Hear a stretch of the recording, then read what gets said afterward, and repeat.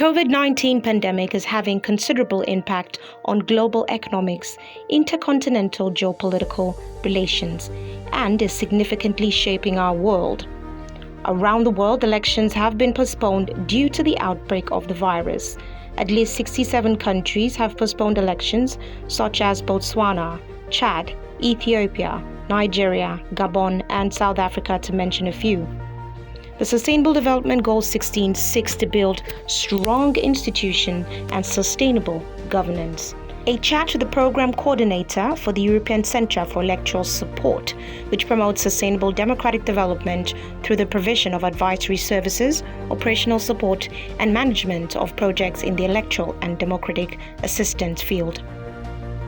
Hamza Fassi-Fihri gives us insights into some of the many changes the new normal has had on its technical support to the electoral process globally. I'm Ukemre Tukwa, and this is Global Agenda. How has it been working in the electoral space in the new normal, which is COVID-19 pandemic? Well, COVID-19 basically disrupted everything in our lives, in the whole world, starting from health, but also disrupting the economies, also political systems, and of course elections as well. So if you look at the picture now that we have a kind of 1 year of hindsight, we can look at it with this 1 year experience, you can see that some of the countries decided to postpone their elections, others decided to cancel it, sometimes with suspicions of a hidden political agenda behind these kind of decisions of cancellation or postponement, and some countries decided to go through it and to manage the situation, to face it, but with new and ad hoc specific policies and measures. That was the case, by the way, for Nigeria. Nigeria held elections in I think, July in Anambra State, and then the Edo and Ondo governorship elections and several series of by-elections later in the year.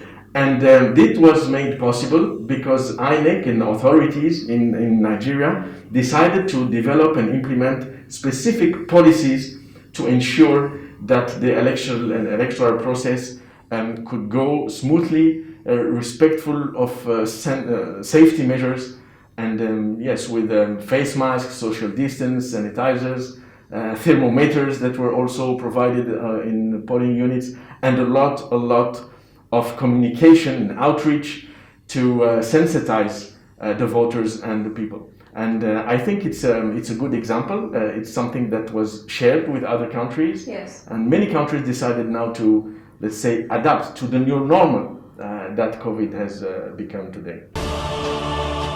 If you were to mention a few countries that have been affected and have also modified their systems to ensure safer electoral processes, which countries would you mention? I mean, I know the European Centre for Electoral Support rightly gives its support to so many other countries aside from Nigeria, some in Africa, in Europe, and across the world. If you had to name a few, please do.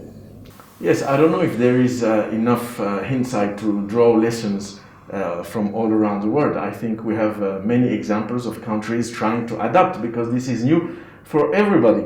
There is no one who has a kind of experience more than another one. Yes. Sometimes it's a question of resources, of availability of resources, of infrastructure, yes. of capacities, logistical capacities, or other elements of that kind. But it's new for all the countries. So I think it's good that countries share their experiences as they are building knowledge about managing this COVID. And we have had several events and international online summits sharing first lessons from organizing elections in COVID pandemic. The African Union organized such a summit. Some NGOs did the same. So many countries are now involved in developing systems, and as I said, to develop, to adjust to the new normal.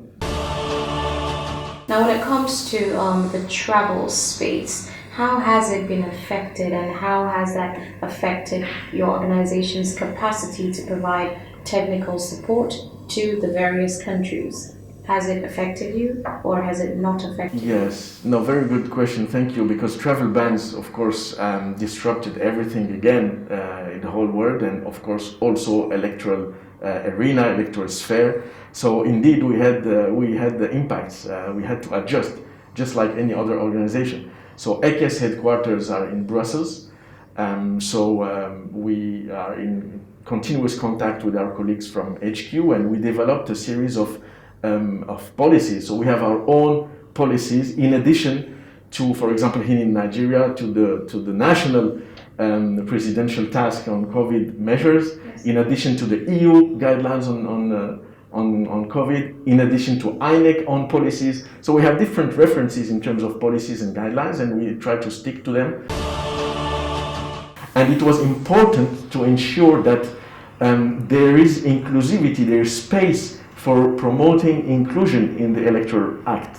And so the CSOs, the civil society organizations working in this area, yes. decided to build an advocacy to draft a document with their own amendments and proposals to incorporate into the reform. And so we organized a series of virtual meetings with the CSOs from all around the country to build this document, to validate it, and then they were able to go and present it to the National Assembly in December. So this work was done 100% virtually. So indeed, we need to continue reaching out, including these marginalized groups, because it's for the sake of democracy, and COVID won't stop us. COVID, of course, changed many things in our lives, personally, but also as organizations. But we try to make something positive from this crisis and to make it an opportunity. So ECES is very proud to have developed a new approach to provide technical assistance, which we call Innov Elections. It's 100% online support, and we've been recently granted the project by the Italian government. So now we are working with 11 countries in Africa, including Nigeria, as well as working with the African regional organizations, the African Union, the ECOWAS community, but also other regional organizations. Thank you for watching Global Agenda. I'm Okemere Tokwa. Until next week.